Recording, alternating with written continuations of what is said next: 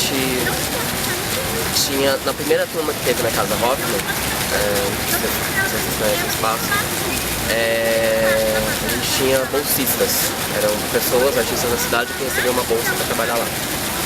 E eu fui da segunda turma e a gente tinha uma estrutura bem diferente da Casa Hoffman naquela época, 2003, 2004, do que tem hoje. A gente passava por uma bateria de workshops com um monte de artistas diferentes. Eles eram convidados para compartilhar o processo de criação deles. E na época a curadoria era da Rosane Chamek e da Andrea Lerner. E elas convidaram a gente para criar coisas ali para movimentar a casa. Então, os bolsistas que estavam ali, a gente criou uma série de eventos que chamava Ciclo de Ações Performáticas. Então, toda terça-feira a gente tinha um evento que era gratuito para o público e a gente convidava artistas da cidade, de várias áreas, etc, etc. Isso foi aproximando a gente. Chegou no final de 2004, mudou de tempo, e aí nós já estávamos tendo uma circulação nacional um pouco maior, estávamos viajando e tal, e a casa ficou fechada por quase 6 meses.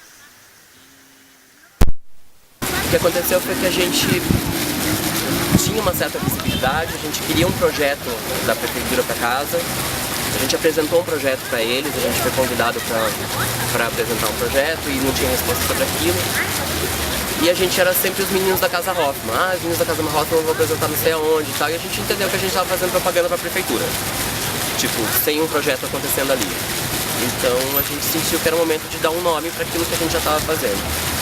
Então, nessa época estávamos mais próximos, eram 7 pessoas, de áreas diversas, tinha gente de vídeo, mais de dança, mais de teatro. E aí a gente resolveu dar um nome e tinha um outro coletivo na cidade que era muito próximo, que era o Interlux. E a gente entendeu que a gente tinha uma estrutura semelhante, porque eram pessoas diferentes, que a gente não trabalhava sempre junto, não era um grupo.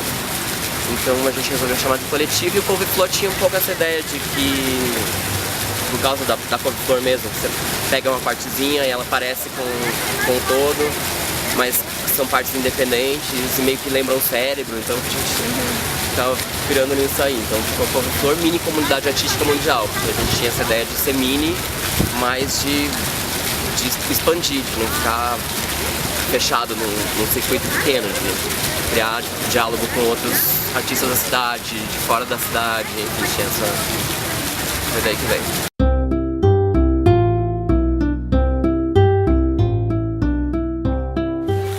Um pouco das duas coisas, assim, porque cada um já tinha uma história muito independente, assim. Eu trabalhava muito sozinho, cada um de nós trabalhava muito sozinho, então aconteceu que a gente se aproximou muito nesse período da Casa Hoffman e a gente tinha trabalhos em solo, trabalhos solitários, mas um ajudava o outro na produção, ou tipo, precisava de alguém para ligar o som naquela hora, eu chamava, então tinha essa... E a gente conversava muito sobre o que a gente fazia, então eram processos individuais no começo, mas em conjunto, porque a gente queria se criticar, queria ver o trabalho um do outro, entender. Então eram processos a princípio em conjunto, mas separados. E aí, com o tempo, a gente teve também alguns projetos que envolviam mais pessoas. Eu tinha projetos, por exemplo, com a Michele Moura e com o Ricardo Marinelli, do ex-integrante do Couve-Flor. Tinha um projeto com a Beth, a gente tinha essas... Mas a gente nunca chegou a trabalhar todo mundo junto numa coisa só. Exatamente. A gente teve um projeto que chamava Couve-Flor Tronco Membros.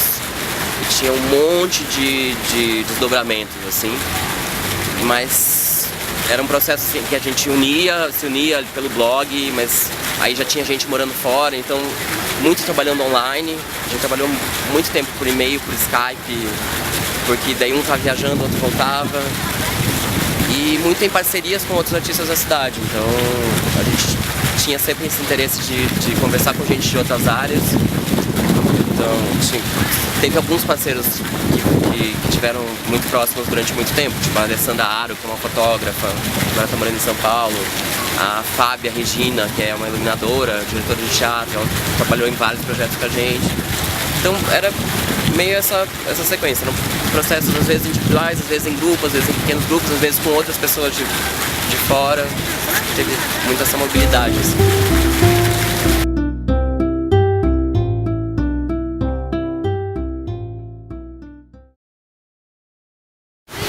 gente basicamente, na maior parte do tempo a gente funcionou com verba pública. Assim, a gente teve... a maior parte dos projetos que, se for contabilizar, foram verba federal, via FUNAT, via Rouanet, enfim, alguns pela prefeitura também, mas assim, agora o que começou a acontecer depois de 2007 é que a gente inaugurou um espaço, que era a princípio aqui na Presidente Faria. E aí aquele espaço a gente foi tentando manter de outras maneiras, assim, a gente tinha, às vezes, uma sobra de projeto que a gente investia ali, ou às vezes a gente já orçava um aluguel de espaço para manter, às vezes a gente queria fazer evento ou uma festa para segurar o espaço funcionando, mas a maior parte do tempo a gente trabalhou com verba pública. E nos últimos 2 anos foi que a gente teve um projeto de manutenção, que foi esse da Petrobras, que possibilitou a gente sair aqui da Presidente Faria e ir para uma casa mais legal lá no Rebouças. E aí, enfim, a gente continuava sendo verba pública, mas a gente podia se dar a liberdade de fazer mais coisas porque tinha um dinheiro fixo entrando. E assim, a gente sempre muito produzia os nossos trabalhos no começo, então todo mundo era meio produtor também.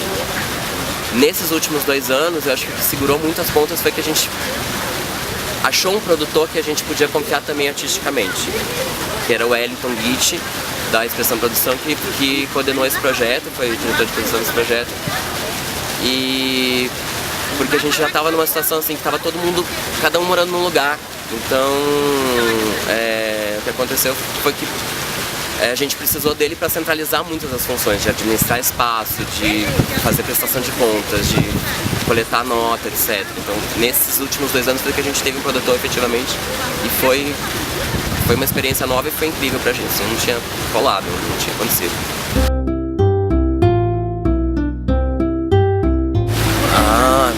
Sei lá, sempre foi uma questão difícil, assim. A gente, tendo espaço, mudou muito, assim, mas quando o Corflor começou lá em 2004, 2005, a gente tinha um espaço fixo. Quando a gente começou a trabalhar juntos, era na Casa Hoffman. Então o fato de ter um espaço possibilitava que as pessoas soubessem que tinha eventos ali constantemente e foram se criando públicos pequenos mais constantes, assim. Quando a gente se desligou da Casa Hoffman, foi um período complicado em relação ao público, a ter retorno de público. Também eram trabalhos muito alternativos em relação a que não eram super comerciais, enfim. Então, a gente nunca teve teatro lotado, casa lotada, gigante, isso não aconteceu. Mas o que aconteceu foi que ao longo desses quase 8 anos de trabalho, a gente foi criando vínculos com pessoas que começaram a aparecer sempre nos eventos que a gente fazia. E o fato de ter um espaço, depois esse da Presidente Faria, que depois foi pro Rebouças, possibilitava isso acontecer muito. Mas o nosso público para arte contemporânea em Curitiba é muito público que faz arte contemporânea, ou que estuda arte contemporânea, de uma maneira geral é isso, assim. E eu acho que é uma questão... Agora mesmo eu estou começando a querer me envolver com projetos mais comerciais, não só para ganhar grana, mas também por entender como é que funciona essa outra lógica, como é que eu me aproximo de outro tipo de gente, gente de outras áreas, sabe? Porque eu acho que tem um certo tipo de produção contemporânea que possibilita mais complexidade, possibilita desenvolver linguagem, possibilita um trabalho talvez mais aprofundado, mas a gente sempre teve muito interesse também e nunca talvez conseguiu chegar numa resposta para se aproximar de outros públicos de uma maneira que continuasse consistente, mas fosse mais ampla, chegasse mais gente, assim.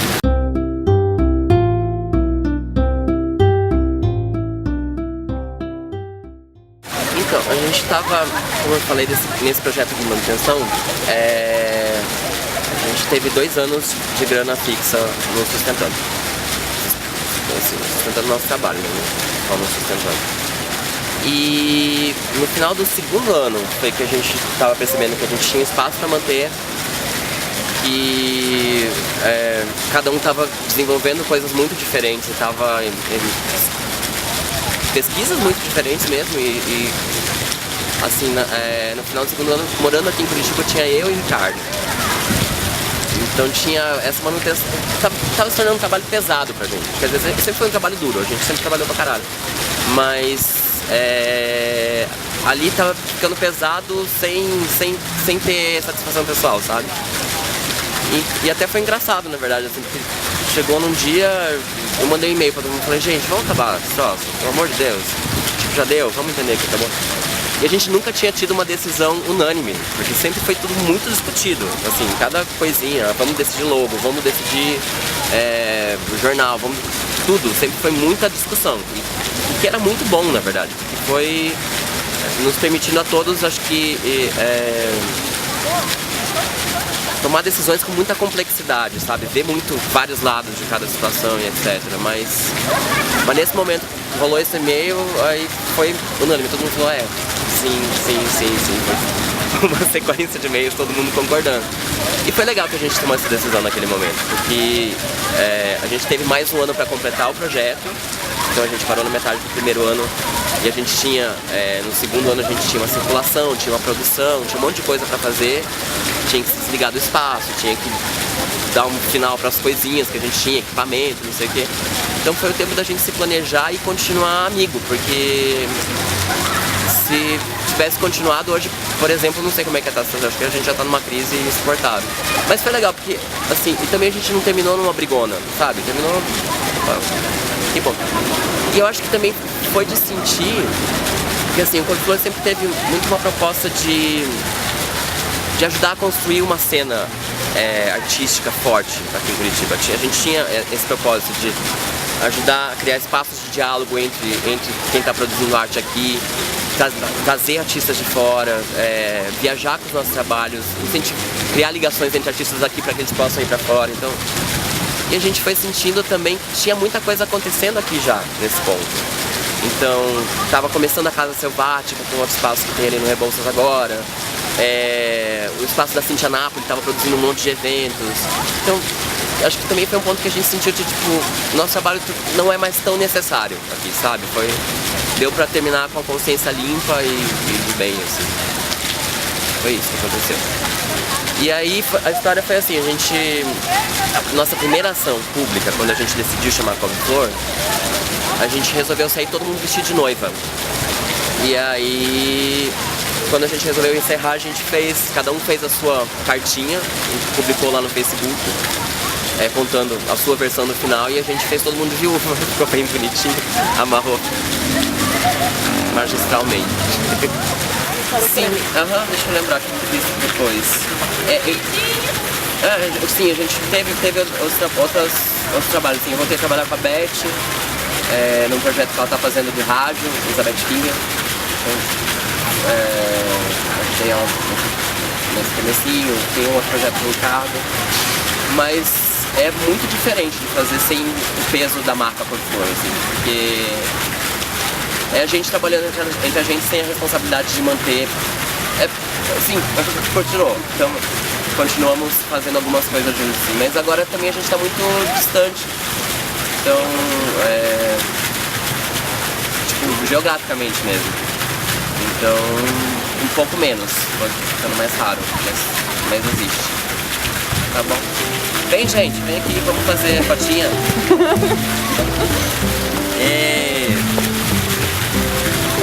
Sente finge. Tá bom? Aê! Cara de alegre. Aê, deu! Obrigado.